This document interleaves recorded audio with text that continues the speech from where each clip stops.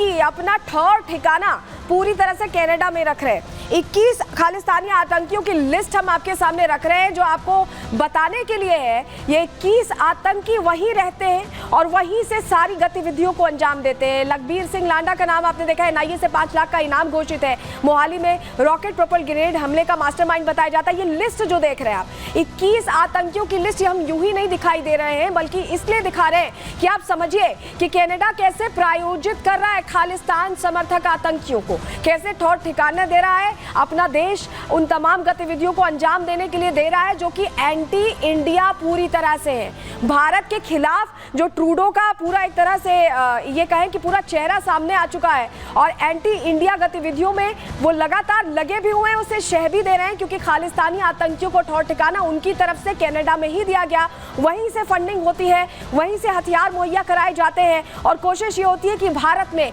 एक अनरेस्ट पैदा किया जाए। इसके लिए बाकायदा इन्होंने जगह दी हुई है खालिस्तानी आतंकियों को। ये 21 नाम जो हम आपको दिखा रहे हैं ये कनाडा में ही रहते हैं और खालिस्तानी आतंकी है, लिस्टेड है, जिनको लेकर भारत ने बाकायदा जानकारी साझा भी की है। उसके बावजूद कनाडा ने अब तक कोई एक्शन नहीं लिया है, जो अपने आप में बता रहा है कि कनाडा चाहता ही नहीं है एक्शन लेना। लेकिन चलिए जरा अब आपको बताते हैं कि ये जिस तरह का पूरा घटनाक्रम है वो अपने आप में बताने के लिए काफ़ी है कि कनाडा में ये घटनाएं बार बार हो रही हैं। अभी तक हम समझते थे कि पाकिस्तान हमारा सबसे बड़ा दुश्मन है, अभी तक हम ये समझते थे कि पाकिस्तान हमारा सबसे बड़ा दुश्मन है।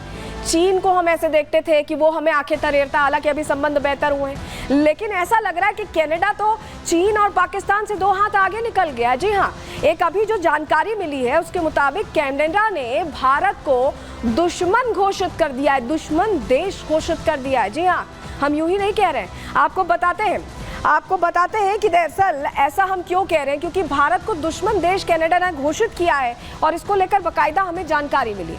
जानकारी क्या है, चलिए जल्दी से आपको बता रहे हैं। दरअसल रिपोर्ट है कि जिसमें यह खुलासा हुआ है, कनाडा ने साइबर सिक्योरिटी पर अपनी रिपोर्ट जारी की है। नेशनल साइबर थ्रेट असेसमेंट 2025-26 के नाम से ये रिपोर्ट जारी की गई है और हैरान होंगे आप ये जान के कि इसी रिपोर्ट में भारत को दुश्मन देश के तौर पर रखा गया है। जी हाँ, कनाडा ने दुश्मन देश के तौर पर भारत को रखा है। इस लिस्ट में चीन, रूस, ईरान और उत्तर कोरिया के साथ भारत को रख दिया गया है। इंडियन लीडरशिप एक साइबर प्रोग्राम डेवलप कर रही है, ये कहा गया है इस रिपोर्ट में। प्रोग्राम का उपयोग जासूसी करने के लिए होगा, इस तरह के बड़े आरोप लगाए गए हैं। कनाडा सरकार के नेटवर्क में घुसपैठ करने के लिए इस्तेमाल किया जा रहा है, ये भी कहा गया इस रिपोर्ट में। और कनाडा के लिए खतरा उत्पन्न कर सकता है भारत, ये अंदेशा जाहिर किया गया है। तो अपने आप में ये बहुत बड़ा प्रश्न है, लेकिन आपको बताएं कि भारत का रुख बहुत ही कड़ा रहा है और भारत इस बात को लेकर खंडन भी करता रहा है। अभी जो एक अनरेस्ट हुआ था निज्जर मामले के बाद, उसमें भी भारत ने अपना कड़ा रुख दिया था।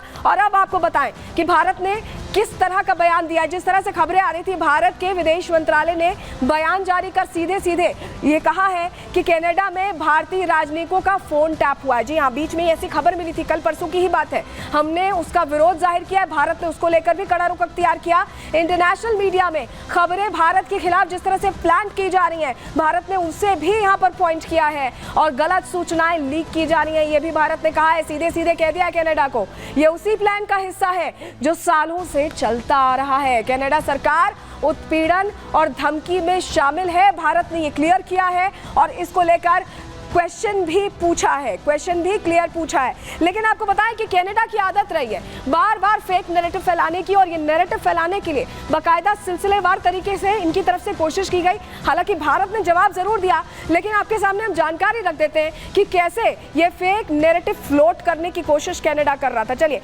सबसे पहले आपको बता रहे हैं 14 अक्टूबर की वो तारीख, जब कनाडा पुलिस कमिश्नर माइक डोहेन ने एक प्रेस कॉन्फ्रेंस की। आपको याद होगा वो प्रेस कॉन्फ्रेंस, क्योंकि उसमें भारतीय राजनयिकों पर गंभीर आरोप लगाए गए थे। कहा गया था कि उनकी तरफ से पद का दुरुपयोग हुआ है, ये आरोप लगा दिए गए थे और उसको गलत तरीके से सरकार की जानकारी जुटाने का भी राजनयिकों पर आरोप कनाडा की तरफ से लगा था, जिसके बाद एक रिफ्ट आ गया था भारत और कनाडा के बीच।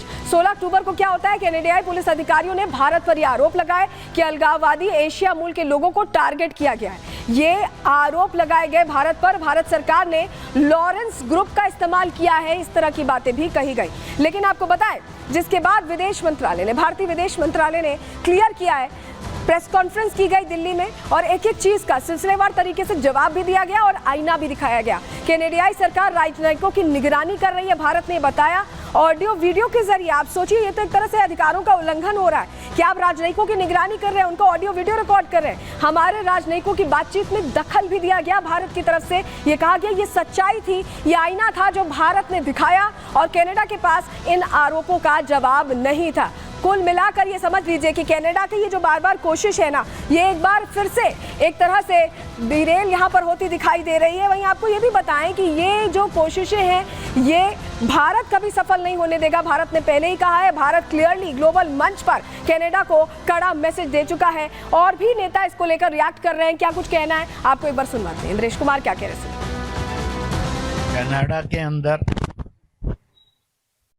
मंदिर पर हमला दुर्भाग्यपूर्ण है, अमानवीय है और मुझे ये पूरा विश्वास है भारत का ही नहीं दुनिया का खालसा समुदाय यानी सिख समुदाय, सिख धर्म के लोग पूरी तरह से इसकी निंदा ही नहीं करेंगे। आगे ऐसी दुर्घटनाएं ना हो इसके लिए भी ठोस कदम उठाएंगे। और यहीं पर आकर ये कहूंगा, कनाडा सरकार ने भी सब धर्म स्थलों की रक्षा के लिए सख्त कदम उठाने चाहिए।